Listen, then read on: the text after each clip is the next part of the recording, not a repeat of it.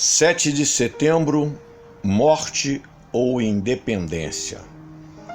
Em 7 de setembro de 1822, Dom Pedro Alcântara, príncipe português, regente do Brasil, estava sob pressão de brasileiros e influência especial de José Bonifácio de Andrade e Silva, seu ministro do Reino e dos Negócios Estrangeiros.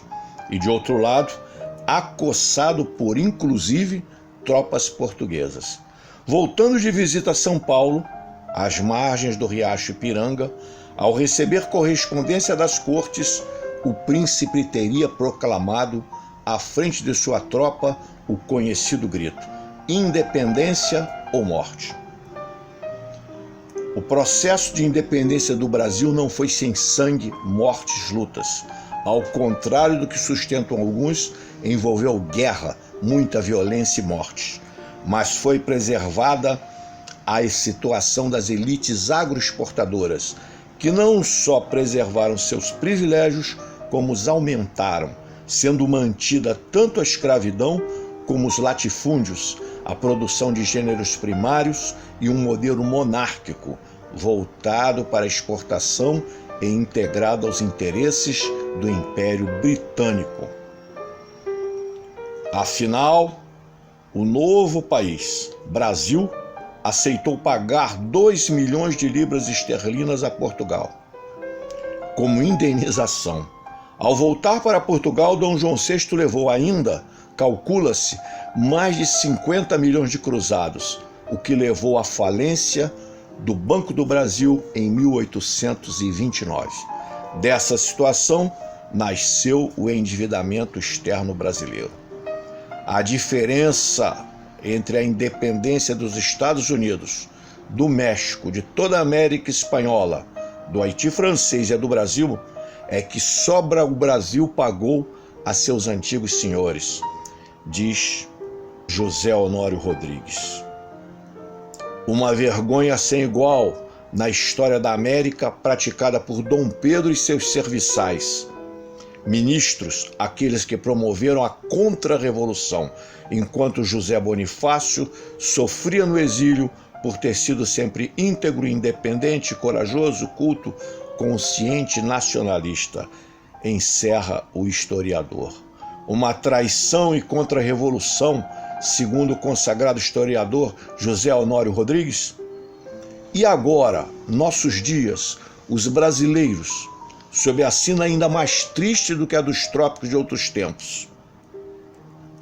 E mais, sob planejamento da extrema-direita alt-right americana, via Bannon Breitbart, Trump e outros. Se a opção das elites brasileiras do passado teria sido entre independência ou morte, provável, na verdade, tendo sido outra, dependência futura com mais mortes, qual seria a opção atual dos brasileiros frente àquela velha questão ainda tão presente em nossos dias? Fatos em destaque. Meus amigos, mais uma vez hoje nós temos um programa especial. 7 de setembro de 2019. 7 de setembro de 1822, a data colocada como da independência do Brasil. Mas muitas perguntas ficaram até hoje. O Brasil tornou-se realmente independente? O Brasil afastou-se realmente em 22 das cortes portuguesas? E o papel da Inglaterra, do imperialismo inglês, que submetia grande parte do mundo, inclusive Portugal? Essas são algumas das questões que trataremos hoje. Mas apenas para provocar, vou colocar uma questão.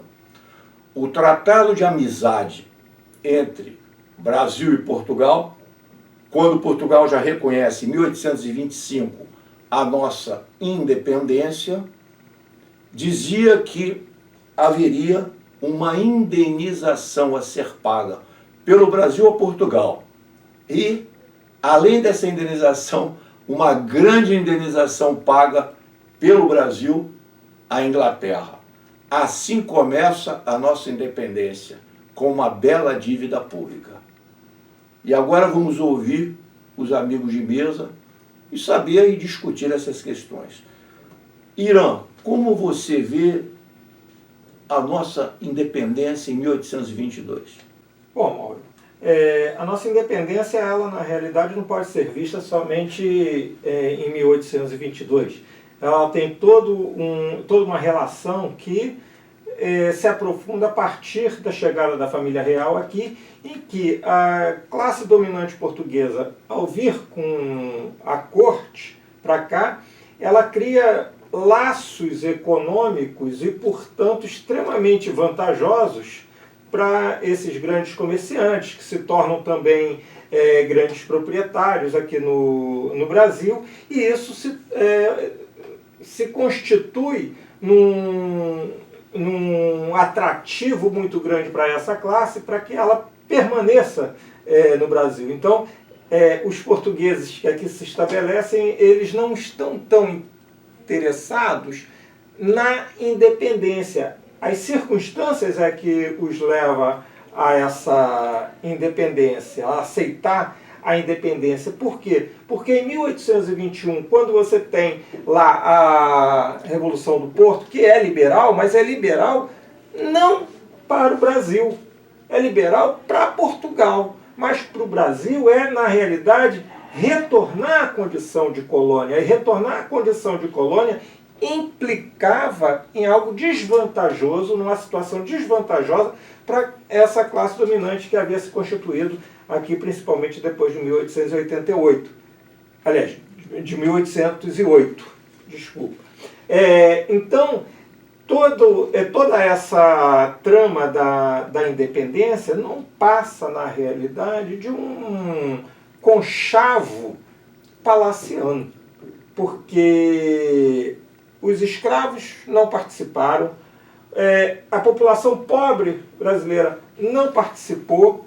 Então, esse arranjo palaciano foi, na realidade, para quê? Para que se continuasse tudo como dantes no quartel de Abrantes, que se continuasse a escravidão, que se continuasse o latifúndio, que se continuasse o capital mercantil nas mãos de quem sempre esteve. Portanto, é uma independência meio fajuta, porque o Brasil continua extremamente dependente da Inglaterra.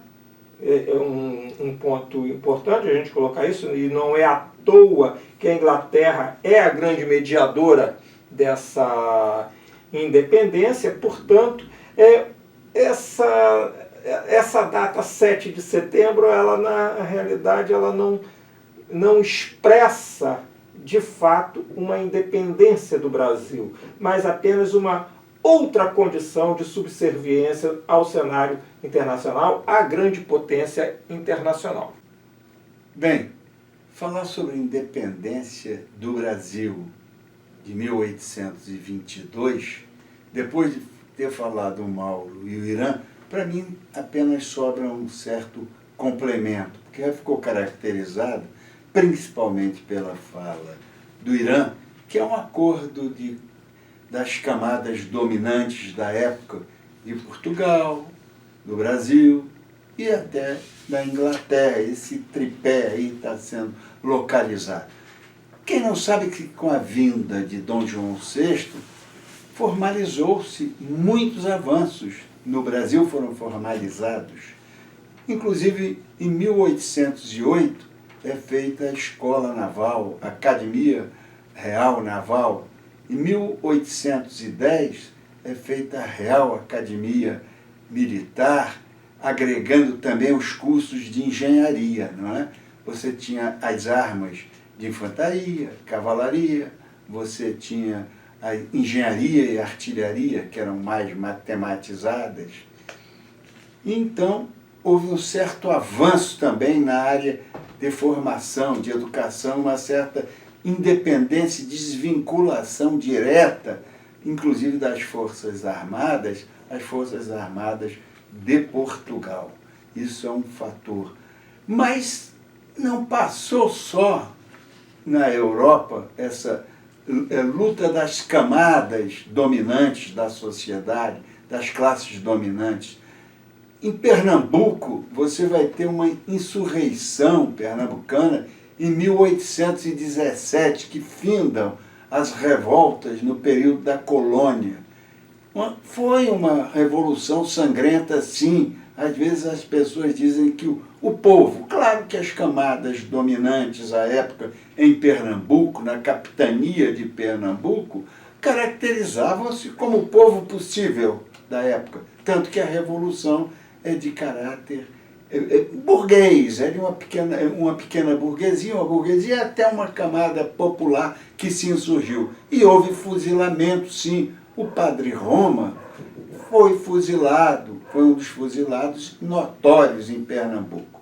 E ficaram na realidade, viu, Mauro, você que abordou essa temática, as dívidas no Brasil, Portugal também com muitas dívidas, e Inglaterra cheia de recursos, e a assunção da dívida da Inglaterra pelo Brasil. E no Brasil foi buraco. Ouvimos aqui nossos companheiros Irã e Bolívar, e eu vou dar uma pequena participação. É preciso entender o que havia em 1822. Olhem bem a situação brasileira. De cada 3 brasileiros, 2 eram escravos, negros, forros, mulatos, índios ou mestiços. Uma população pobre e carente de tudo, que vivia à margem de qualquer oportunidade em uma economia agrária e rudimentar. Nem os ricos tinham educação, com rara exceção, eram ignorantes. E Laurentino Gomes, em 1822, conclui: faltavam dinheiro, soldados, navios, armas, munição para sustentar a guerra contra os portugueses.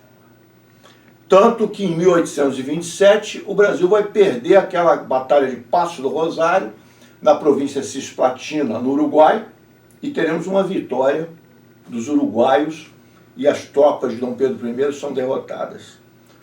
Adiante, vamos ter no Brasil também a questão da Constituinte de 1824, da Constituição, que é tida como uma Constituição democrática baseada nos direitos humanos e na Constituição Francesa e na Revolução Francesa de 1789. Mas ali se inicia, no Brasil, a questão da diferença entre o formal e o real. Formalmente seríamos uma democracia, etc., nos termos franceses, mas a realidade brasileira era totalmente outra, com prisões cheias, repressão e violência. Mas isso nós colocaremos um ponto adiante. Apenas eu lembro que artigos dos presentes aqui nessa mesa e outros estarão colocados em caminhandojornal.com, onde quem tiver interesse no assunto verá em maior profundidade o tratamento dessas questões.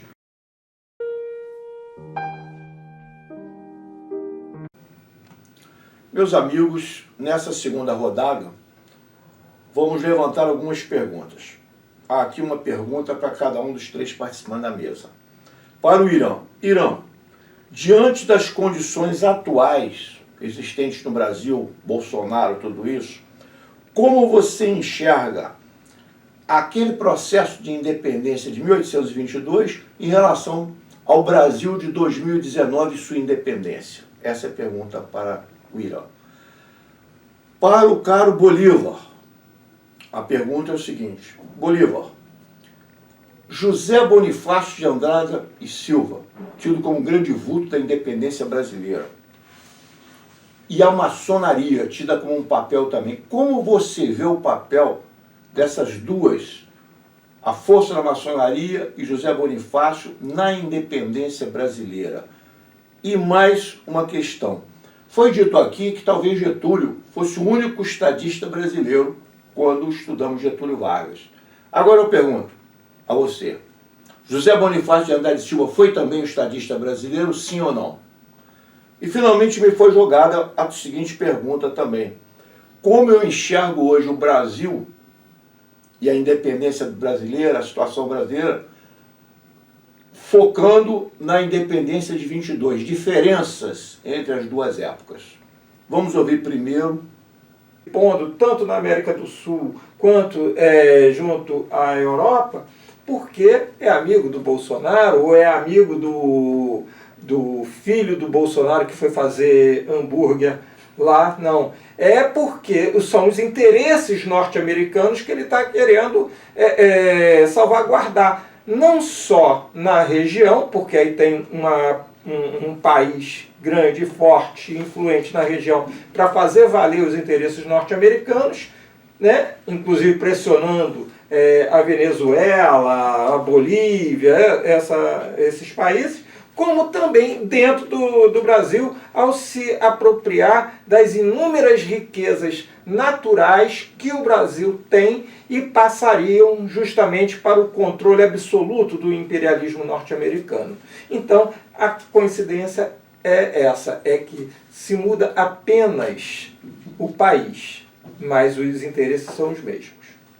Caro Bolívar, a pergunta que foi feita, José Bonifácio, a maçonaria, como você vê isso? José Bonifácio foi um estadista brasileiro também, sim ou não? A maçonaria, sem dúvida alguma, teve muita influência naquela época toda. Agora, não vou identificar quem é maçom, quem não era, quem era maçom. Agora, José Bonifácio, sem qualquer sombra de dúvida, era o estadista da época, de alta influência, com alta influência sobre Pedro I e em relação à imperatriz Leopoldina. Tanto que ele foi ser o tutor do filho Pedro II, quando ambos vão para Portugal e deixam, substituindo aqui Pedro II, exatamente aos 5 anos de idade. E Pedro II vai tomar posse, se não me engano, aos 14 anos de idade. Esse período todo, quem era o grande gestor político e público do Brasil? Era José Bonifácio. Castro Alves tem um verso maravilhoso, quando falando sobre os navios negreiros, ele diz sobre Bonifácio, arranque este pendão dos ares, Colombo fecha a porta de teus mares.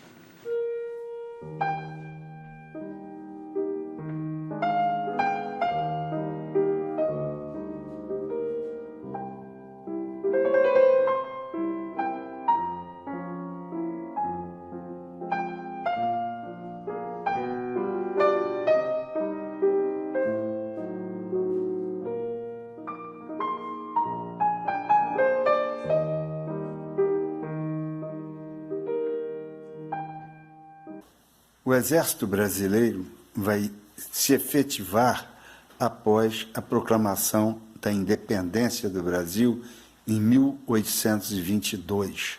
Antes era um exército luso-brasileiro e o príncipe era o príncipe regente, não era o imperador. Então passamos a ter, após a proclamação da independência, o exército do Império Brasileiro. Então, há de se entender este salto de qualidade. Num outro momento, com a proclamação da República, nós passamos a ter o Império superado e colocado a República, por conseguinte, vamos ter o Exército Republicano. As situações são completamente diferentes. Havia uma crise quando houve a independência do Brasil que foi superada pelo processo da nossa independência, mas a Inglaterra permeava essa relação Portugal-Brasil e teve, naturalmente, seus interesses resolvidos. E o Brasil, inclusive, ficou com a vasta dívida à Inglaterra. A situação hoje que se coloca no Brasil é diferente. O Brasil tem um exército que foi se deteriorando a partir da Segunda Guerra Mundial, dos conflitos e da Guerra Fria, e hoje este governo é como fosse uma retomada do golpe de 1964 e existe fortes ligações com o interesse norte-americano. E esses militares que compõem o governo do senhor Bolsonaro, na realidade, são militares que estão participando de um processo de lesa-pátria.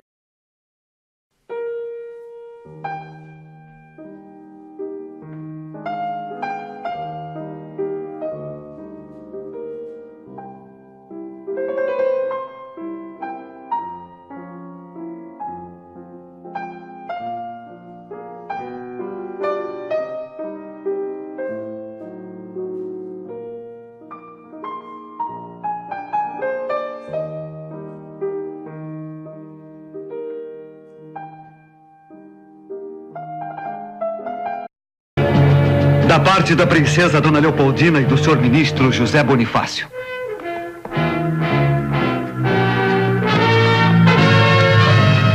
De Portugal nada mais temos a esperar, senão escravidão e horrores. Decida-se, Vossa Alteza, o quanto antes, porque em resoluções e medidas de água morna para nada mais servem. Cada momento perdido é uma desgraça. Só há dois caminhos a seguir: partir para Portugal e entregar-se prisioneiro das cortes, ou ficar no Brasil e proclamar a independência. Mande mensageiro para São Paulo, que estropie tantos cavalos quantos forem necessários, mas que entregue o mais rapidamente possível estas mensagens ao príncipe regente. Todos em forma! Sai, canalhas, parasitas, cachorros! O que aqueles imbecis estão pensando? Eles querem e terão a sua conta. Em forma!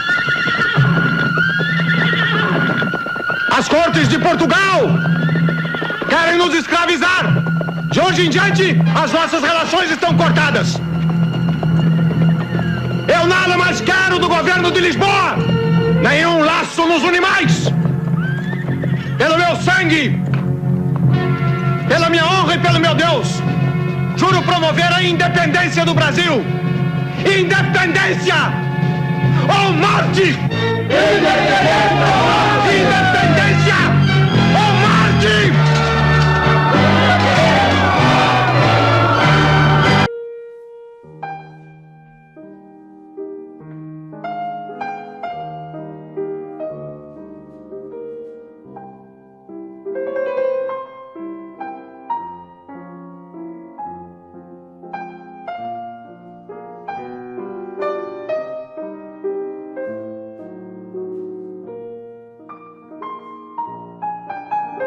De modo que os chamados quilombos, os movimentos quilombolas,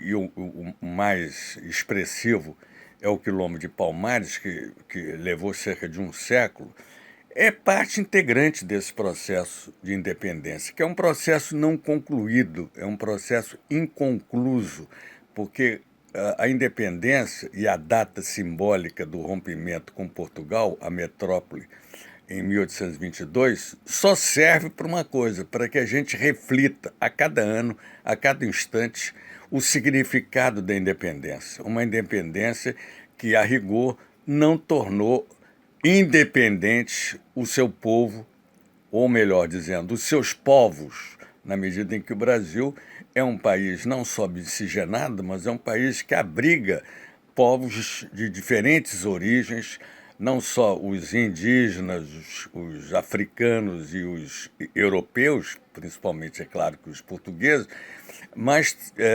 outros povos que vieram em decorrência da imigração europeia, aí já no final do século XIX e início do século XX. Né? De modo que é importante que a gente ressalte que essa independência é uma independência branca, colonialista, patrimonialista, excludente, e que o processo verdadeiramente de libertação do povo brasileiro está ainda em curso e, portanto, se encontra em aberto.